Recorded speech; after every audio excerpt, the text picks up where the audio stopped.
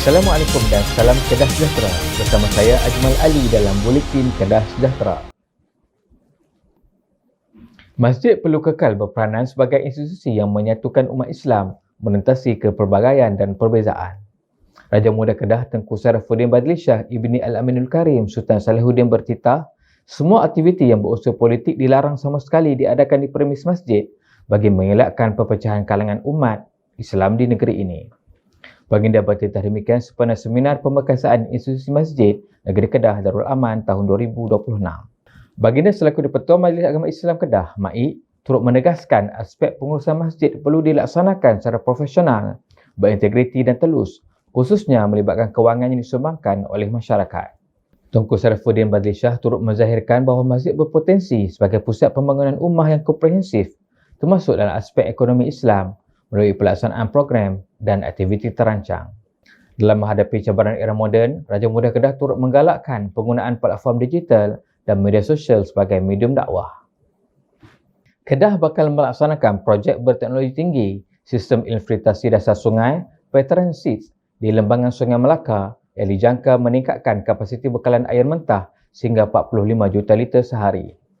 Menteri Besar Datuk Seri Muhammad Sanusi Maknur berkata, projek bernilai RM240 juta itu akan dilaksanakan dalam tempoh 21 bulan.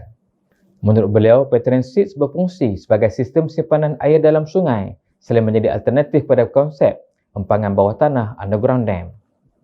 Beliau berkata demikian ketika berucap merasmikan sambutan Hari Air Sedunia 2026 peringkat negeri Kedah di dataran Pantai Cenang, Langkawi.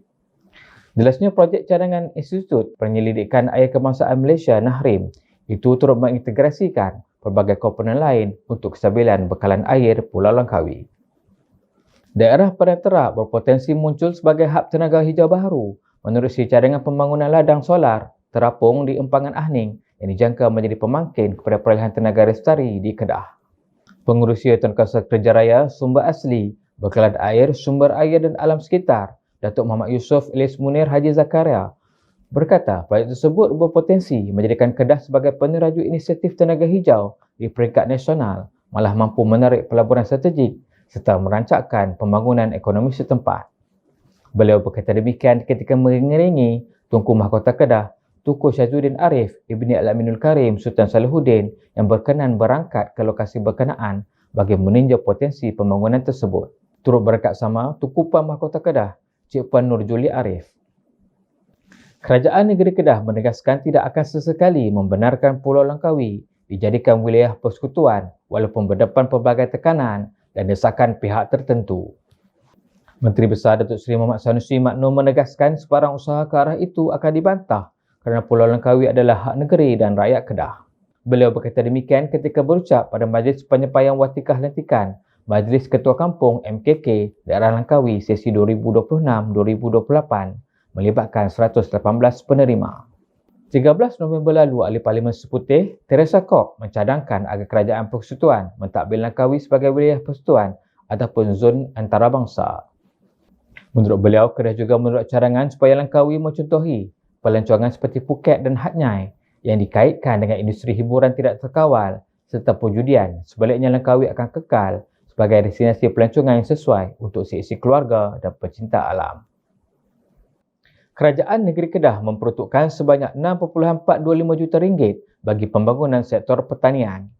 Peruntukan terbabit bagi memperkukuhkan industri agromakanan dan meningkatkan produktiviti pengusaha tani di negeri ini. Pengerusi Tengkasa Pertanian, Peladangan dan Pengangkutan Zawahir Abdul Ghani memaklumkan perkara tersebut semasa perasmian Fiesta Mempalam Kedah 2026 FMK 2026 di Ladang Harum Manis di Aman, Alor Mengkudu. Dalam majlis tersebut turut dilaksanakan penyerahan anak pokok Mempalam Harum Manis kepada penerima sebagai insentif di bawah program tanaman agromakanan negeri. Menurut beliau, industri harum manis Kedah terus mencatatkan pertumbuhan positif dengan keluasan tanaman mencecah 109.37 hektar melibatkan 290 pengusaha. Pengeluaran harum manis terkini mencecah sebanyak 143,000 kilogram semusim dengan nilai sekitar RM4.29 juta. Pelbagai aktiviti menarik sepanjang FMK 2026 seperti kursus teknologi pertanian, jualan benih, pertandingan berasaskan mempelam dan larian mempelam Kedah Run. Buletin Kedah Sejahtera berakhir di sini. Ikuti perkembangan terkini Kerajaan Negeri Kedah di platform digital Urus Penerangan Nurul Aman. Sekian, Assalamualaikum dan salam sejahtera.